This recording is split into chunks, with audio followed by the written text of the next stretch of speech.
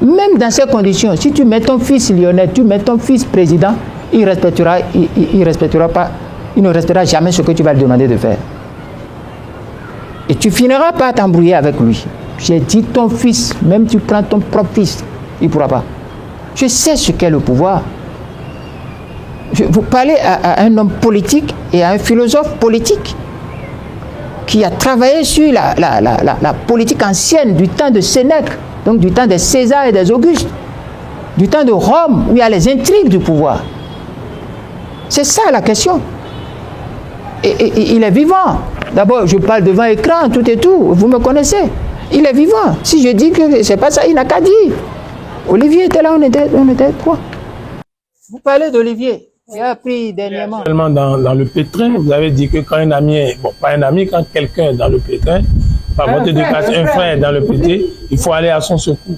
Olivier, il est condamné à 20 ans pour complot contre l'autorité de l'État, avec l'ancien ministre des Sports. Vous avez appris tout ça là. C'est un frère. Qu'est-ce que vous faites pour aller le sauver de ce pétrin? Écoutez, vous devez me rendre un témoignage.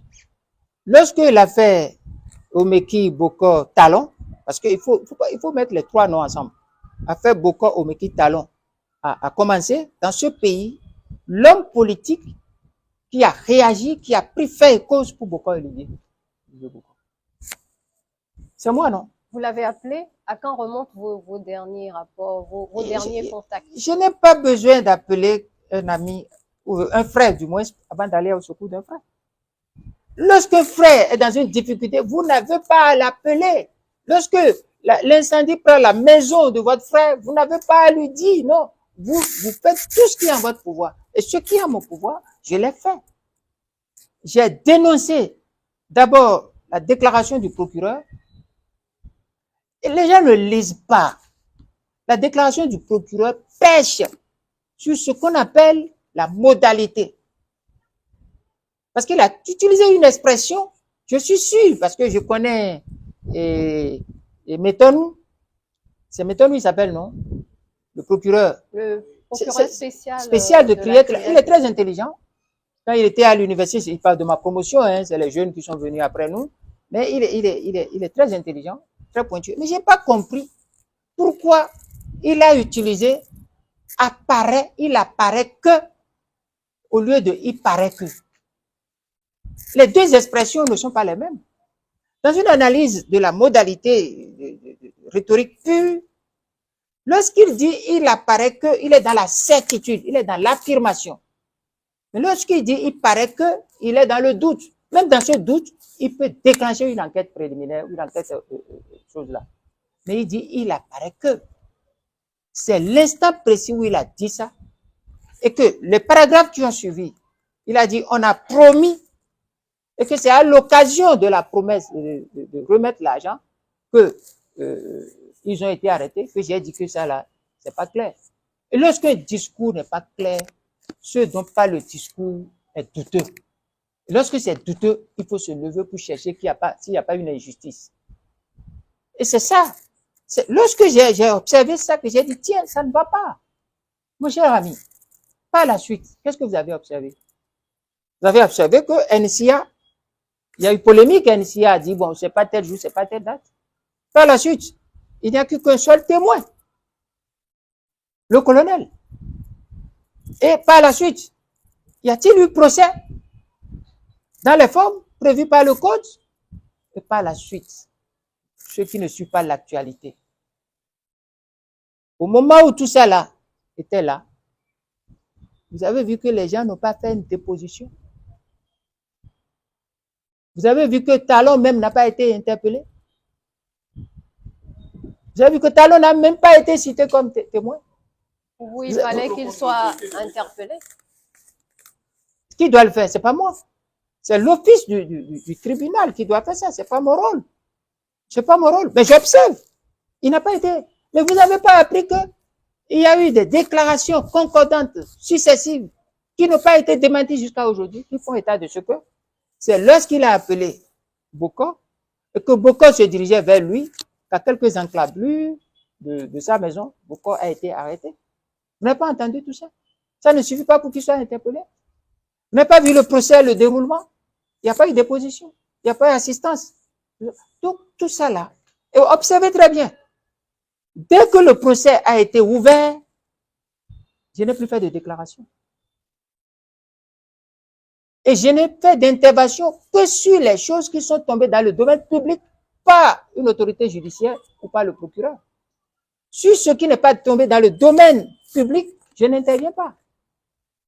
Et c'est seulement lorsque le procès a semblé fini et que on a distribué les peines qui sont comme des standards et que j'ai compris que tout était flou. Et ma dernière publication, j'ai dit qu'il s'agit d'un hameçonnage rondement mené. J'ai posé la question que ça vaut combien d'étoiles de général? C'est tout. Moi, je n'ai plus rien dit. Mais le président de la République s'est exprimé sur la question dans la presse étrangère et a dit qu'il a attendu en vain des excuses et des regrets de la part de son ami Olivier Bokor. À quel moment? Il veut des excuses avant procès, pendant procès ou après procès. Écoutez, je suis un homme politique public. Il y a des choses dont je suis au courant, je ne veux pas vous dire. Je ne veux pas dire ici. Mon but n'est pas d'enflammer la République. Mais lorsqu'un dossier est clos par un tribunal, un chef d'État ne peut pas faire une interview sur ce dossier-là comme Talon l'a fait. S'il a fait une interview de ce genre, tous les spécialistes du discours vont vous dire, c'est qu'il sent le besoin, il constate que le doute persiste, le flou persiste. Autour de quoi? Autour du procès, de l'affaire et de tout. Parce qu'on n'invite pas un sujet, on n'invite pas un sujet dans un débat si le sujet ne fait pas l'objet de flou et de doute. C'est une technique rhétorique. Si vous invitez un sujet, c'est que vous semblez que vous êtes convaincu que ce sujet n'est pas clair, il y a du doute là-dessus, les gens n'ont pas compris. Mais c'est aussi une affaire d'État, c'est une grosse affaire. Une grosse affaire qui a mobilisé l'attention des présidents d'institutions. Attendez, et c'est Jeune Afrique qui est le médiateur de l'État? Jeune Afrique qui est le médiateur de l'État. Vous savez qui est Jeune Afrique? Vous savez comment on fait les interviews avec Jeune Afrique? Ce n'est pas de la philanthropie. C'est du service commercial. C'est du service commercial. Et lorsqu'on est chef d'État à ce niveau, Jeune Afrique, c'est du service commercial. Vous prenez même tous les questionnaires de Jeune Afrique. Moi, je sais lire entre les lignes. Revenons à vos questions. Vous posez quelles questions? Oui, que les institutions de la République ont sorti un communiqué pour appuyer ma consoeur qui dit que c'est une affaire assez grave. Vous avez lu le communiqué qui a été authentifié par le président de l'Institut de régulation des médias. Edouard Leco est dans la gaffe. Il a gaffé grave. S'il était parmi les jeunes, je vais dire qu'il a gaffé mal.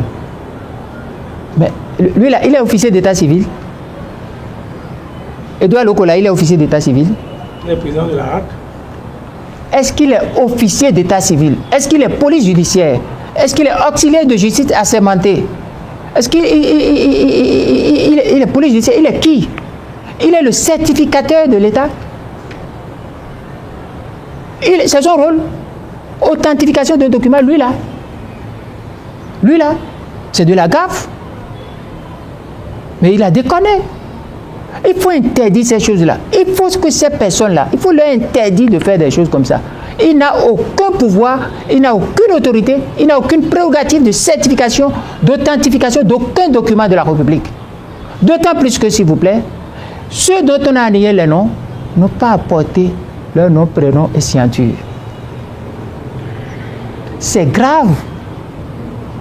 C'est grave. La République, ce n'est pas la maison de Leco, ce n'est pas la maison de Talon. Talon n'est pas propriétaire de la République, Talon n'est pas la République. Il est un citoyen à qui on a confié la République pour un temps.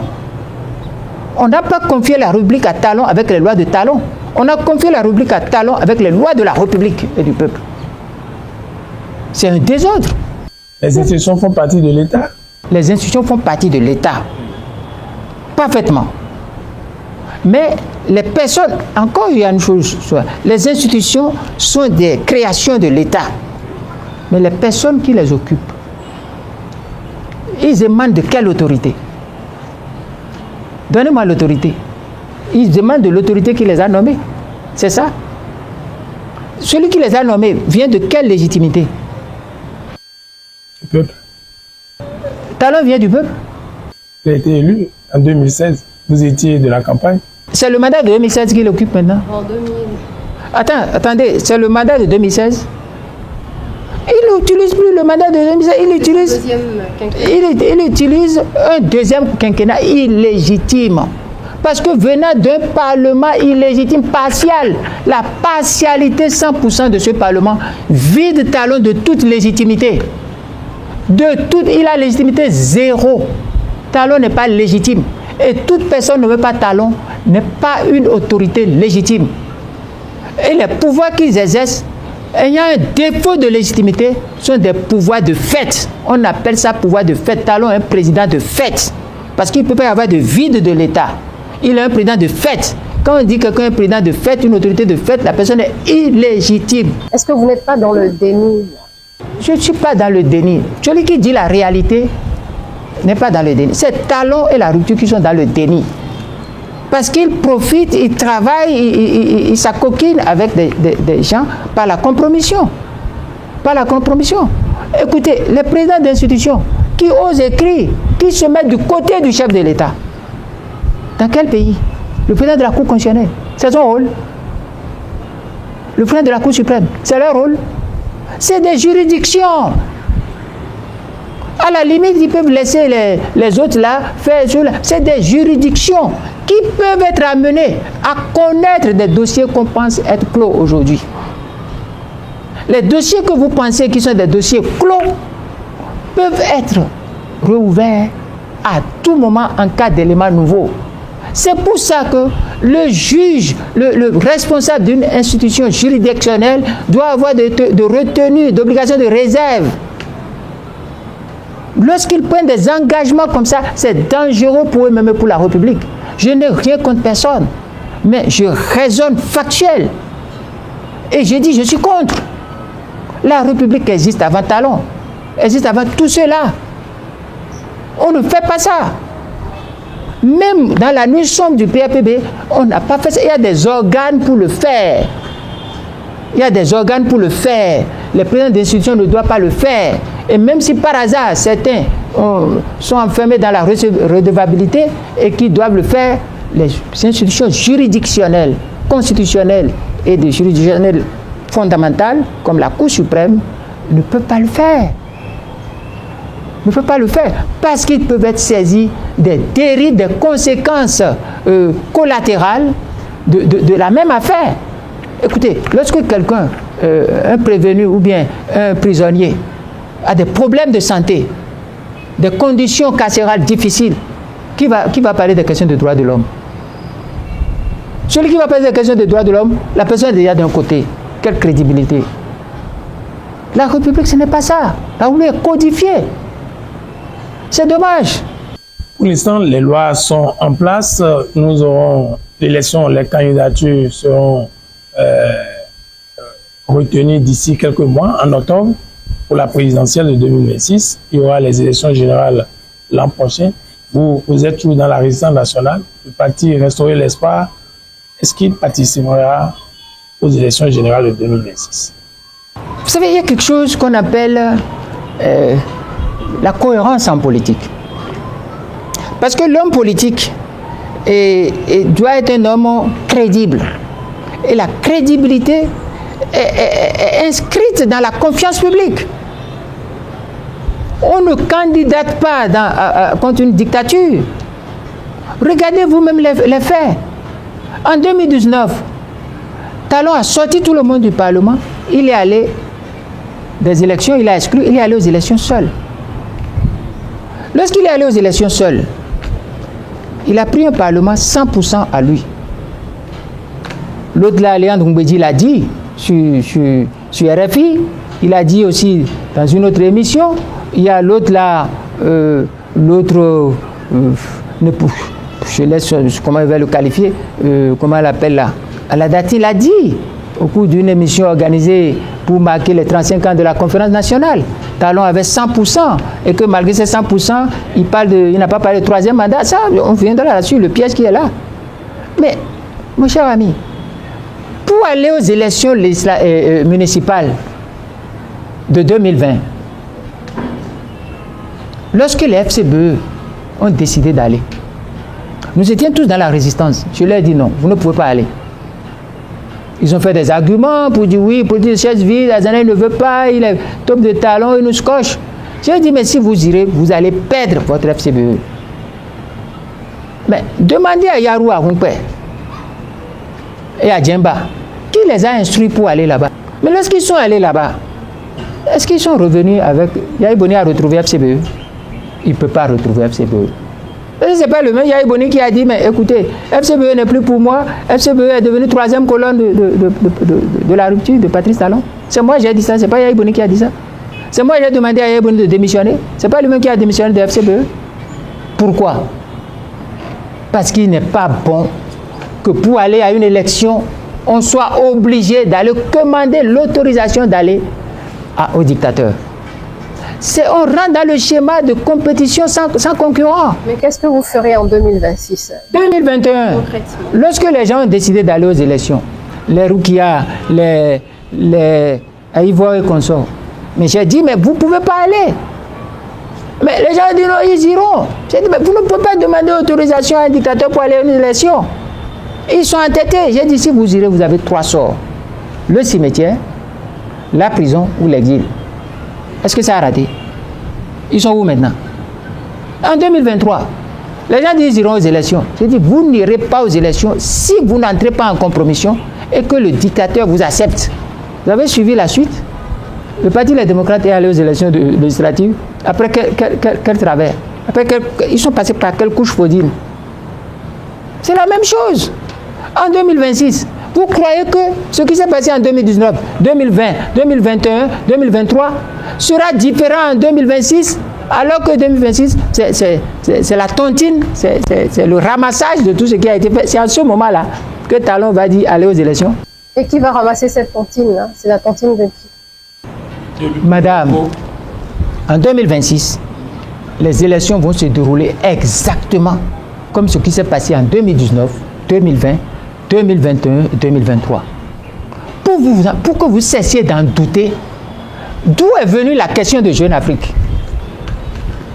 Qui dit, est-ce que vous n'allez pas voir une entente avec Yahi Boni pour avoir un candidat commun? D'où est venue cette question?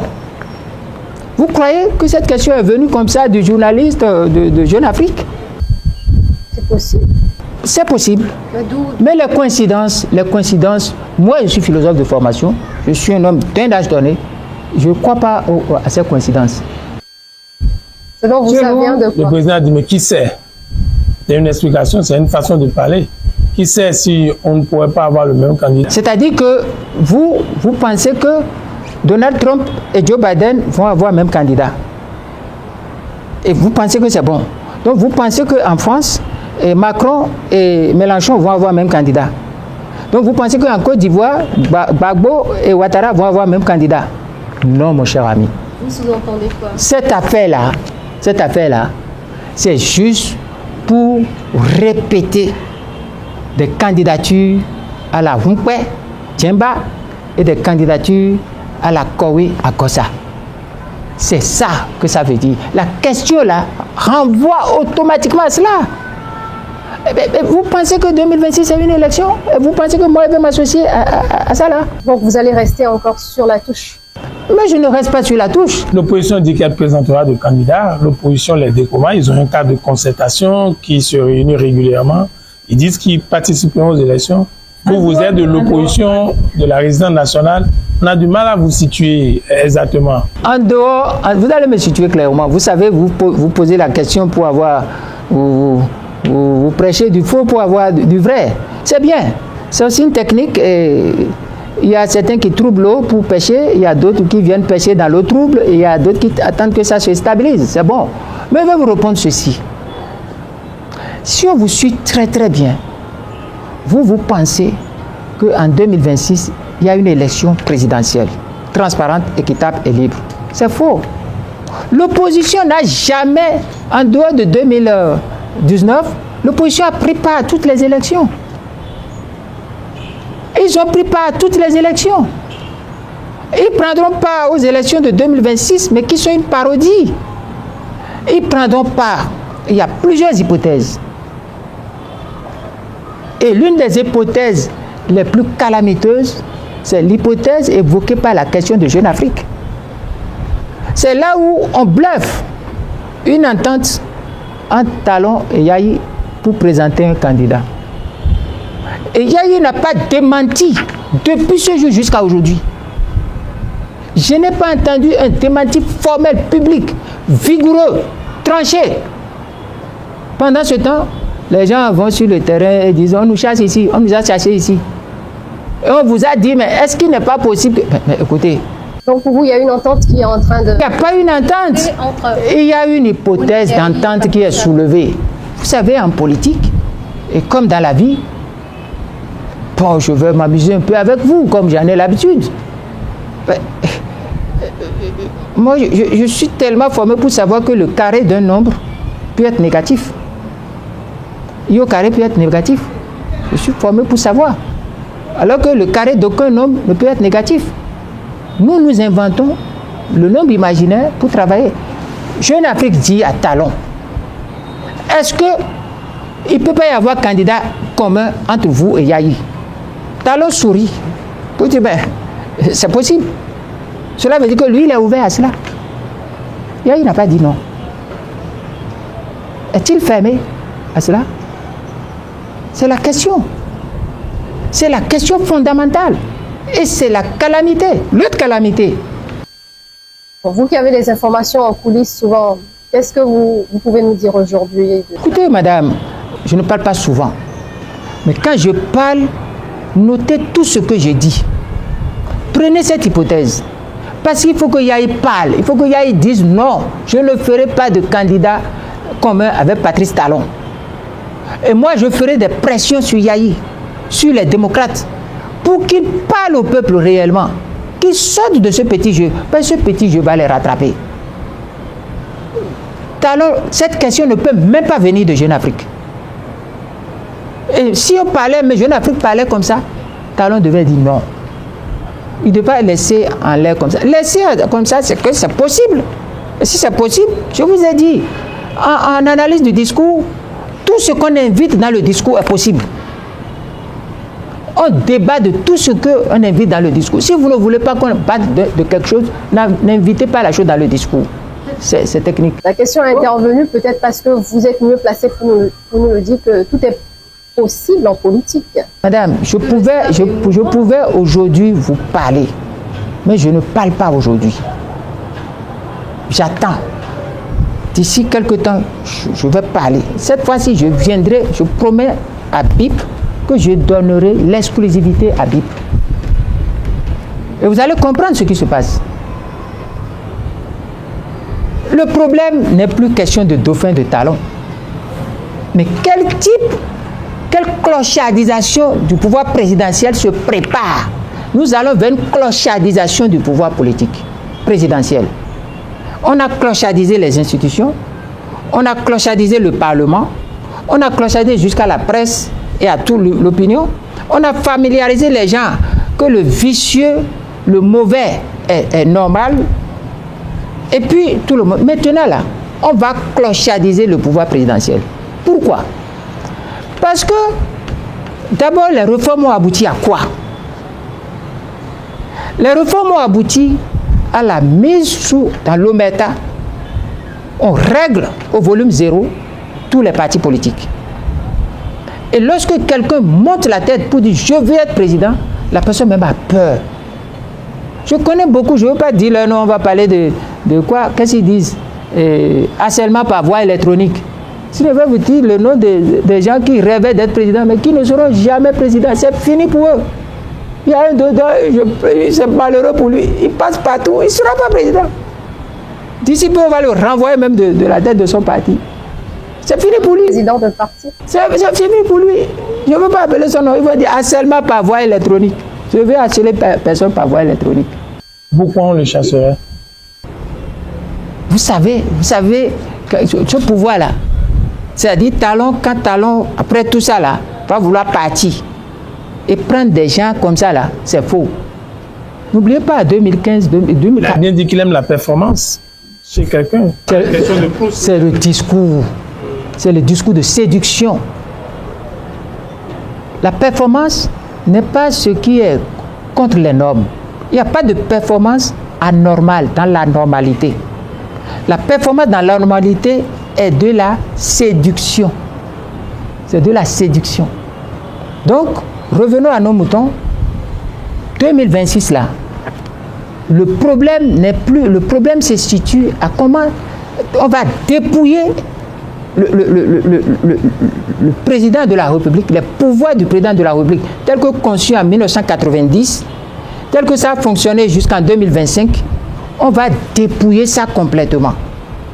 Et quand on va dépouiller ça, et qu'on va voir que plus rien n'est plus dangereux dedans, on prendra quelqu'un, on dira, va être là-bas, tu vas inaugurer les chrysanthèmes. Et ce quelqu'un viendra d'où? Puisque vous semblez voir un peu ce qui va se passer. Parce que les Béninois se demandent aujourd'hui, on ne sait pas qui sera candidat, à plus forte de raison de savoir qui sera président. Vous semblez avoir une boule de cristal. Je n'ai pas une boule de cristal, je suis un ancien. C'est-à-dire, vous-même, regardez-moi. Quand les anciens ont fini là, quel est le petit frère des aînés? Je suis le petit frère des aînés et le grand frère des petits. D'abord, regardez dedans là. Regardez dedans là. Regardez-le. Quand on met là-bas à un niveau là, c'est fini. Je suis l'aîné des petits frères et le petit frère des aînés. Donc, je suis dans deux courants. Je vous dis que Patrice Talon que vous voyez là, hein, ne le suivez plus sur question de dauphin ou de choses. Ne le suivez pas. Observez très très bien comment on va dépouiller. Quel président va venir? Le président qui va venir, ce président-là, je vous le dis sincèrement, n'aura pas les mêmes prérogatives, les mêmes étendues de pouvoir que les pouvoirs que nous avons connus depuis 1990. Et cela a déjà commencé. Ah bon? Ça a commencé. Il y a eu les premiers clientants. Les premiers clientants, c'est le séminaire du gouvernement et des institutions. Il y a eu un séminaire où les institutions ont été invitées et le ministre de la Justice a pris part à cela. Et ce séminaire, Vlavonou, au cours de ce séminaire, a dit que eux qui sont là sont comme une constituante. Vous vous souvenez? Ils sont comme une constituante. Vous savez ce qu'on appelle assemblée constituante? C'est-à-dire, ces gens-là se retrouvent, ça s'appelle assemblée constituante. Et il va jusqu'à dire, oui, nous pouvons décider, nous sommes toutes les institutions, nous pouvons décider au nom du peuple. C'est ça. Et quand il finit ça, il dit quoi, madame? Il dit qu'il s'agira de la refonte complète du système. La refonte complète. Et que les institutions auront un autre visage. Le but de ça, c'est de dépouiller complètement la fonction présidentielle. Et une fois que cette fonction est dépouillée complètement, on prend un individu, on le positionne là, et gare à cet individu. Donc l'attention des Béninois doit être dans trois directions. La première direction, c'est le processus par lequel, le processus de dévolution qui est en cours. Et ça se fera comment? Une révision? Qu'est-ce qui va se passer pour qu'on en a... La réforme complète du système, c'est une révision. Elle viendra. Elle viendra. La première direction, c'est le mode de dévolution qui est vicié. La seconde direction, c'est le mécanisme par lequel on va dépouiller, on va faire la refonte complète du système. Et la troisième direction, c'est les choses à dépouiller, ce qu'on va dépouiller, ce qu'on va retirer au nouveau président et comment répartir ces prérogatives, où les répartir. Quelle fonction nouvelle, quel poste nouveau on va créer et où ira dans quelle direction. C'est les trois hypothèses-là que nous, au sein du parti Restaurer l'Espoir, avec nos intelligents dedans, nous sommes sur lesquels nous sommes en train de travailler et nous avons beaucoup évolué. Et quelles sont vos solutions? Quelle est la solution Azanaï? Azanaï n'a pas de solution, c'est le peuple qui a une solution et cette solution s'appelle la résistance. Ça s'appelle un dialogue politique national. Parce que si qu'on le veuille aujourd'hui, demain ou après-demain, ça se réglera par un dialogue politique inclusif. Parce que sans le dialogue inclusif, ça ne peut pas se faire. C'est ce que les gens croient. Je vais vous donner un exemple sans appeler de nom. Dans quel état psychologique peut être ceux qui ont été évincés, écartés autour de Talon? Je n'appelle pas de nom. Regardez-les un à un. Et bientôt, d'autres seront écartés. Comme qui? Je vous dis, madame, je ne veux pas appeler, sinon on va parler de harcèlement par voie électronique. Écoutez, mais vous connaissez déjà. Nous avons des partis solides, il y a l'UP, le Renouveau. Aucun parti n'est solide. Aucun parti n'est solide. Aucun. Aucun. Ce n'est pas des partis politiques, c'est des formations politiques fantoches. C'est différent de partis politiques. Les partis politiques qui existent dans ce pays, je vais vous le dire, ça n'existe pas beaucoup aujourd'hui. Mais vous êtes sur la même liste que des partis enregistrés officiellement au Bénin. Oh, madame, l'enregistrement de Restaurer l'Espoir est juste une tactique. Nous n'en faisons rien. Et un parti politique, quand il y a une dictature, n'a aucune valeur. C'est une dictature, mais vous avez la latitude de vous exprimer. S'exprimer ne veut pas dire qu'il y a démocratie. Talon lui-même dit qu'il réduit les libertés. La dictature, c'est la réduction des libertés. Définition terre à terre. La dictature, c'est le Parlement monocolore. Tenir sa légitimité de Parlement monocolore, c'est une dictature. Vous ne pouvez pas provenir d'un Parlement monocolore et dire que vous avez une dictature. C'est le discours de Talon. Talon dit qu'il croit en la démocratie. C'est faux. Il dit qu'il croit aux élections. Talon n'a organisé aucune élection qui remplit les critères d'élection libre, transparente et inclusive. Aucune. Donc, il utilise des mots. Mais, puisque les gens ne sont pas attentifs sur les mots, les gens font des concessions, la paresse sur les concepts. Et quand vous faites une paresse sur les concepts, vous n'avez plus d'aptitude pour parler des faits, des choses et de la réalité. La preuve, on dit, Rukia, ils sont arrêtés, et à Ivor sont arrêtés pour des faits de droit commun, que ce n'est pas des faits politiques. Ça, c'est un grief. Je ne pardonnerai pas cela à ceux qui sont allés négocier avec Patrice Talon. C'est faux. Tout le monde sait que c'est des suites d'un événement politique qui sont arrivés à ça. Comment aller m'asseoir devant Talon et croire que ce que Talon dit fait politique, moi je vais accepter avant de me lever? Non. Mais les gens ont accepté, sont allés jusqu'à l'embrasser. Certains vont dire qu'ils travaillent. Regardez une autre connerie. Talon réunit les gens au palais. Et ce qui est grave, Yaïboni est assis. Houndete est assis. Nourenou Achade est assis. Akosi est assis. Et Talon les regarde droit dans les yeux et dit, moi Patrice Talon, je n'ai fait aucune modification concernant la Cour constitutionnelle. C'est la Cour constitutionnelle telle qu'elle est depuis 90. C'est ça que j'ai vu, c'est ça que je fais. Madame, ces messieurs n'ont pas pris la parole pour dire à Patrice Talon, mais non, tu dérailles, monsieur le président. Même si tu ne peux pas employer le mot dérailler, mais il faut trouver un mot qui convient pour dire, mais monsieur le président, vous êtes dans le décor. Si moi j'étais là, j'allais lui dire, vous êtes dans le décor, monsieur le président. Pourquoi Talon fait de la rhétorique? C'est autant, il est vrai qu'il n'a pas touché à la modification de la Cour constitutionnelle. Mais madame, il a exclu en amont tout le monde. En excluant en amont tout le monde, il fait un parlement monocolore. Et le parlement monocolore doit désigner 4 personnes dans la Cour constitutionnelle et lui doit désigner 3. Le parlement étant monocolore, sa couleur étant sa couleur, les 7 personnes sont de la même couleur. Cette Cour constitutionnelle est illégitime et frauduleuse. C'est ce principe-là, ce débat technique profond, politique, que Yaïboni, Achade, Nourenou, Houndete devaient faire. Mais on ne peut pas conduire un peuple en fermant les yeux, en étant incapable de gagner la bataille des concepts. La première bataille d'un leader, c'est la bataille lexicale. Un leader, dans un débat, doit tout faire pour gagner la bataille lexicale. Les mots, le sens des mots. Si vous perdez cette bataille, vous serez comme ça. La preuve. Houndete prend la parole, les autres sont dans les vapes. Et puis, Houndete prend la parole, qu'est-ce que lui il a fait? Il dit non. La Cour constitutionnelle dont vous demande là, non, Vous enlevez un représentant dedans et vous prenez un des nôtres dedans. Parce que l'opposition doit être dedans. Écoutez, Patrice Talon. Il a bu son petit lait. Il riait. Il sirotait. Il a dit, mais non, écoutez, comment on appelle ça? Comment on appelle ce que vous me demandez? C'est-à-dire enlever quelqu'un et remplacer par vous là. Comment on appelle ça? Je ne ferai pas. Mais il a raison. Parce que ceux qui sont en face là sont incapables d'un débat de fond, d'un débat de principe. Or, sur les débats de principe, Talon ne peut tenir aucun débat de principe. Dites-lui de faire débat avec moi. Sur tous les sujets qu'il veut.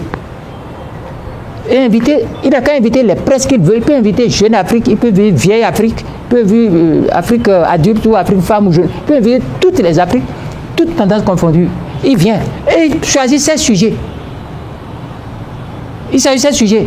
Et je voudrais qu'il ne m'informe même pas qu'à 10 minutes du débat, je viens de m'asseoir. Il ne peut pas, il va se lever, il va fuir. Il ne peut pas. Et je ne vois pas beaucoup dans son camp qu'il peut faire. Il ne peut faire que des débats faux et tirer des conclusions fausses. Et imposer ça à tout le monde. Injurer les gens. Aller dire à des gens comme nous d'aller faire congrès la nuit et d'amener le débat. C'est passation de marché ou bien appel d'offres. Un congrès. Alors que des gens sont en Matéri, Kogounou, ils vont venir faire un congrès.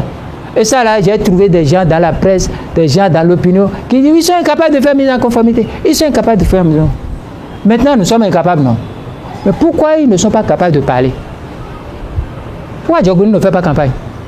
Pourquoi il ne parle pas? Pourquoi? La campagne n'a pas encore commencé. Ah bon? Il n'a qu'à se lever et dire qu'il est candidat. Qu'est-ce qui va lui arriver? Je ne sais pas. Mais il n'a qu'à dire, vous allez voir ce qui va arriver. Donc pour vous, il Mais peut le pas président, être a dit qu'il s'en va, et pourquoi ses partisans ne doivent pas exprimer? Qu'est-ce qui Il n'a qu'à exprimer, non? Pourquoi il n'exprime pas? Qu'est-ce qui le disqualifie? Rien ne le disqualifie. Mais j'ai dit, il n'a qu'à faire. Il n'a qu'à faire. Et quiconque parmi eux, excusez-moi la grossièreté de mes propos, quiconque parmi eux a les couilles, a les testicules, il n'a qu'à faire. Jusqu'à quand?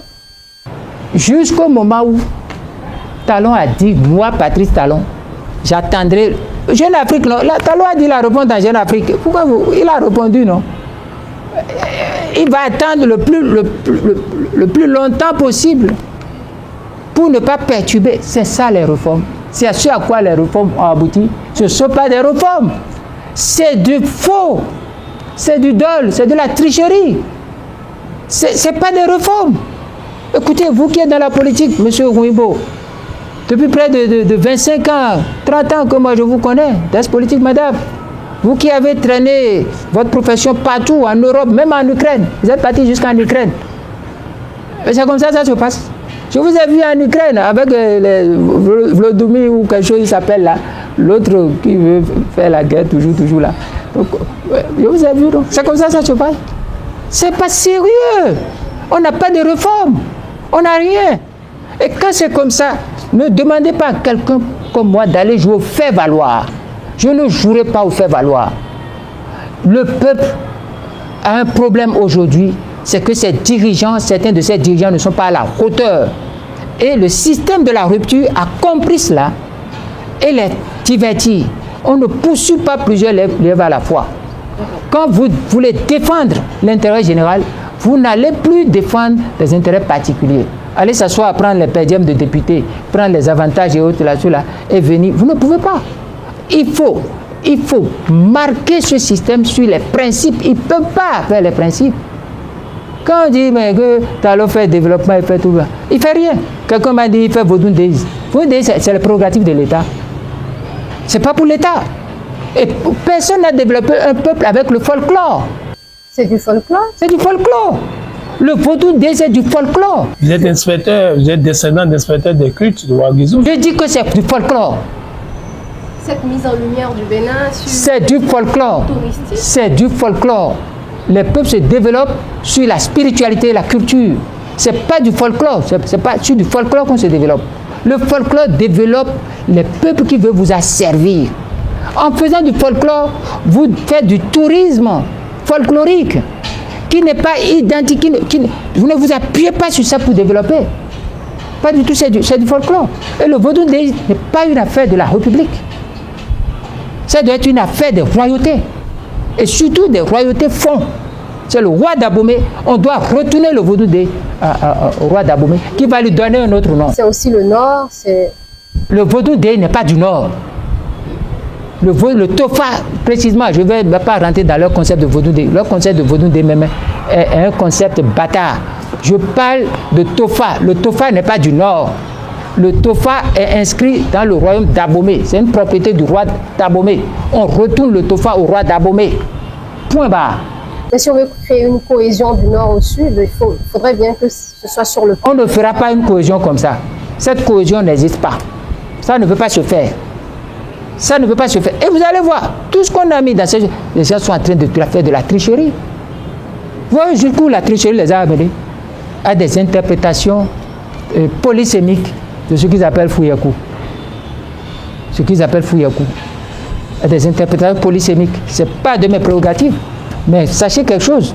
À Abomey, un enfant qui sort des cuisses de sa mère et pour quitter sa mère et rentrer dans le cercle des grands frères, il commence par être initié. Et nous connaissons. Personne ne peut tromper un fils d'Abomey avec les signes sacrés du Fa. Ça a été mal interprété?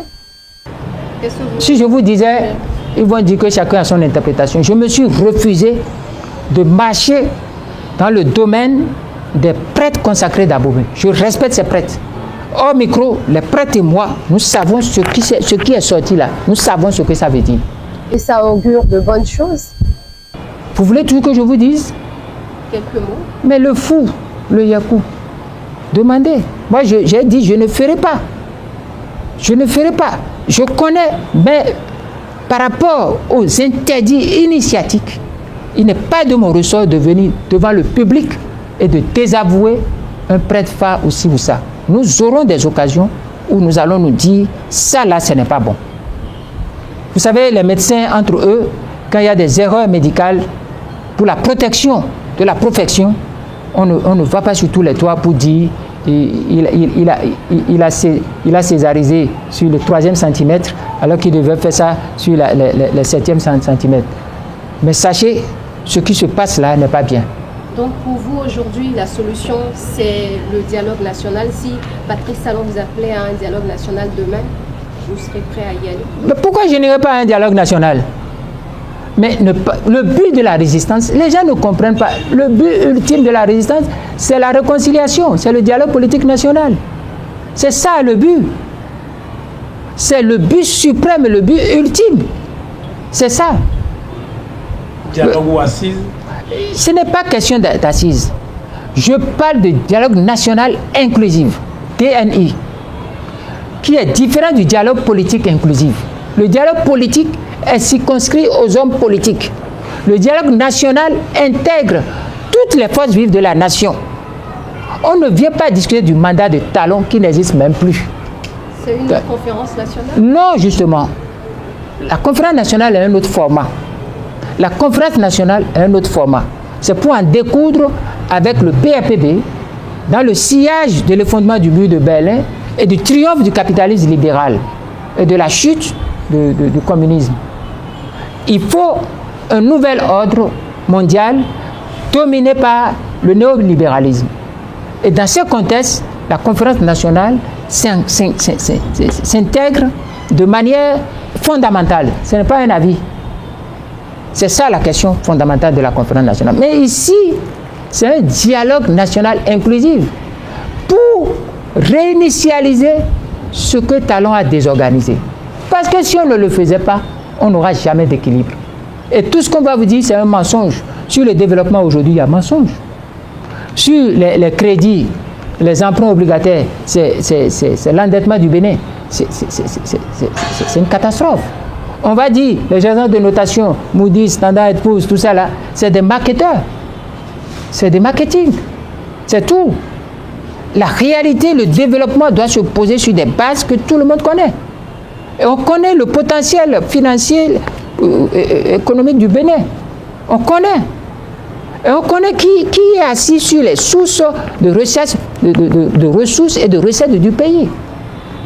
La douane est privatisée.